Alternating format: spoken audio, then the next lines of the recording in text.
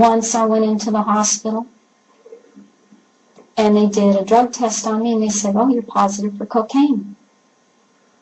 I have never done anything like that. Luckily, the psychiatrists that worked with me knew that, so there wasn't a problem. But this is the kind of thing they do to you. They want you back in line. They want you serving your purpose. They don't care if you are beat down, trodden. Maybe they can't use you the same way that they did use you, but they're going to use you to the last. Whether it's trying out some new electronic equipment on you, maybe that's all you're good for. Maybe all you're good for is to see what it takes to break you. Maybe that's what they'll use you for now. They want to break you. See how long it takes. Make a study out of that. My programmer was Joseph Mengele.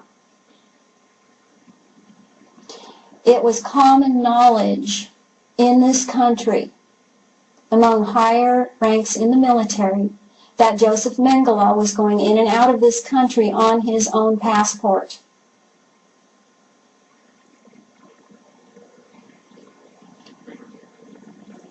He went from the United States to South America. I saw him at China Lake Naval Weapons out near Ridgecrest, California. That is also very much associated with Area 51. I was utilized at Area 51. What I know about underground bases at this time, specifically Area 51, is that the first 5 levels are more or less associated with the United States government. But down to level 14 is not. It is also associated with a base in South America. And that base is on the perimeter of Paraguay. I had the chance to speak with somebody who doesn't know anything about any of this. I'd say less than a year ago, who had been in the Peruvian army, because it's on the side of Peru also. It's a very large base. And he was in the army, and the governments, all the governments employed their soldiers, their military, to guard the parameters of the base. And what he saw there, what he described to me, were all of the Indians in the area they killed, hanging them upside down, draining fluid out of the spinal column into containers that he was told were this fluid was being used for a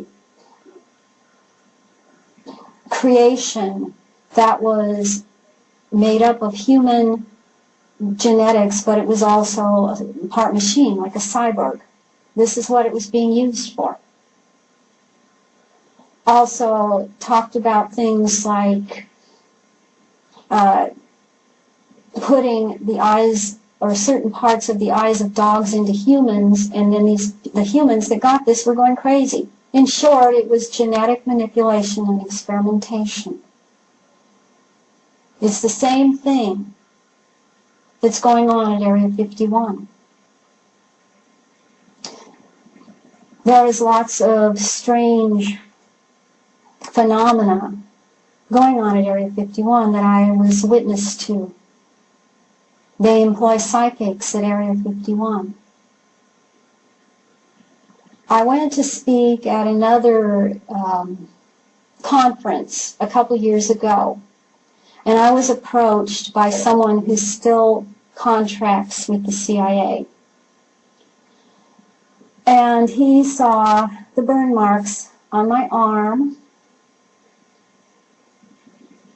and said to me, "Oh, I see you burned off the Area 51 ID on your arm.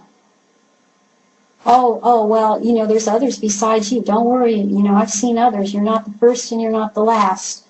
So, if you have that on your arm, that means that you had the training in Russia with the ice water immersion." And when he went on to describe the psychic training, I have not heard anyone talk about the mark on the arm from Area 51. It isn't visible to the naked eye. It's visible in a certain spectrum of light. It marks you as someone that's specifically involved in a certain program there. There are others that have it. I am not the only one.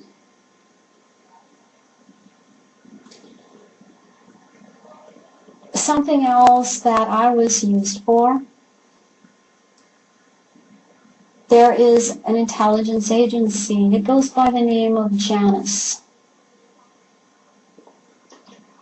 The other side or face of Janus is called Sirius. Sirius is made mostly up of military trained psychic assassins. They're watchdogs.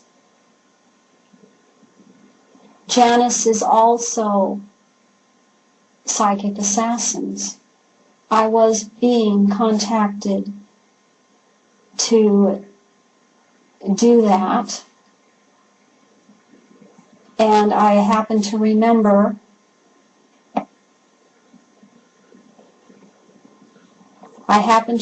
that, and was able to stop being involved with it. But it took me a while. I had said something to Julianne McKinney about it, and she acknowledged that there is this group. It is a person that heads this group, tries to stay out of the public eye. He is known because he is on the Council of Foreign Relations. The headquarters of this program is in Brussels, Belgium, in the NATO building. They train psychic assassins and sell them to agencies, other agencies. That is what they do.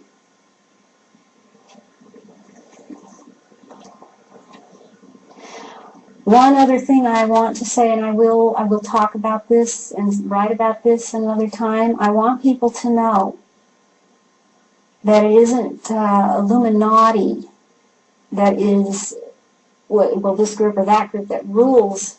The Illuminati themselves have a governing body.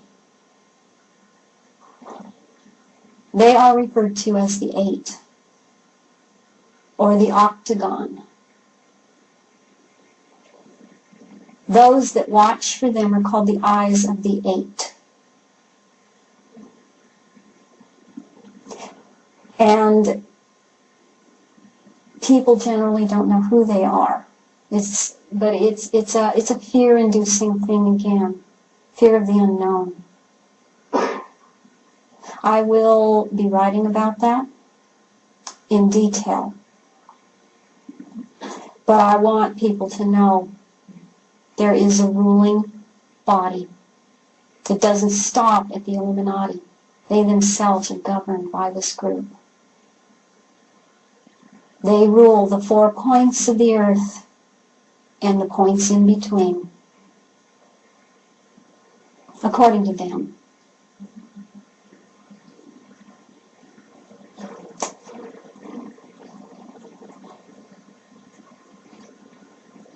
I want people to know that I have hope for this planet, for all that live on this planet and in this solar system and in the galaxy. I really think I had a hard time having hope until I realized